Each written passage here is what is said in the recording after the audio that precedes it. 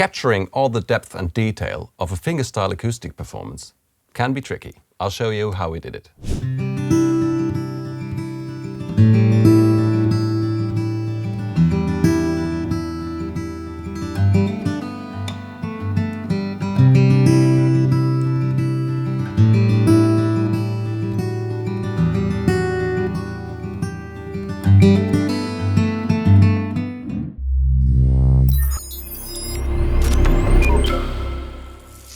To get a wide, but still direct acoustic guitar sound, you have to do some testing with the mic placement. We went with an AB setup with two SC1100. Let's have a look at the processing. We start off with just some basic EQ. It's cleaned away some of the super low end.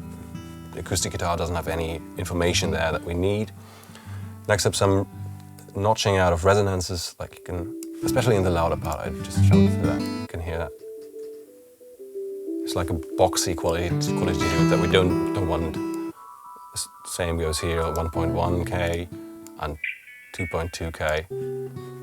Just cleaned that out a little bit, not too much, just 1.5 dB or something like that.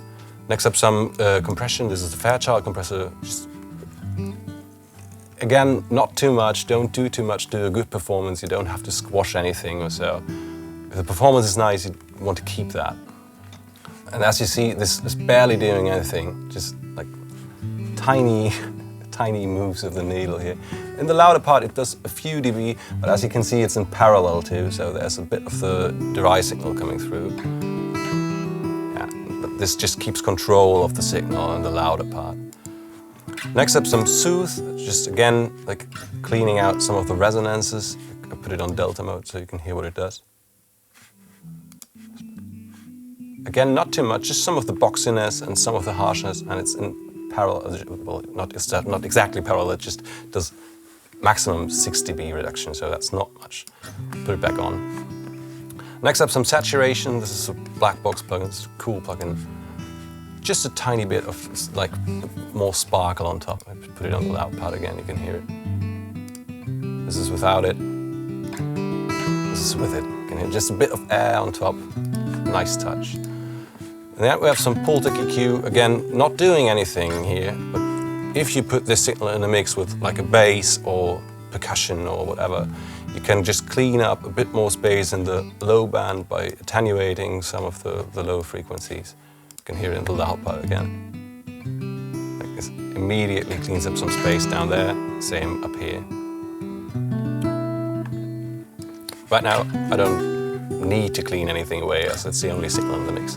And then, now, something I'm a bit proud of, a cool move I made.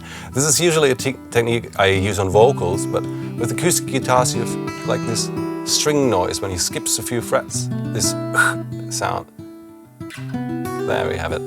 And this just turns that down. I put the same signal again on another channel with the Pro-Key, just like isolating this frequency range where this harshness happens, and using this as a trigger for a compressor that just turns the whole signal down when this string squeaking appears. You can hear it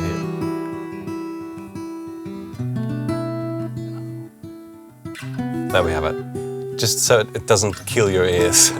And that's it with the processing. We have some sense going on here, just a bit of plate for a bit more depth. This is a longer reverb and a shorter reverb, a chamber reverb, for some more width. And one more thing, I've got some parallel compression going on here. Just a bit to just keep it in front all the time, but still retain the bigger dynamics of the entire signal. And lastly, just a limiter on the master bus, just to get it a bit more level, but it doesn't limit anything away or so. That's the processing for this fingerstyle acoustic picking part. I hope you like it and found it a bit informative. See you next time.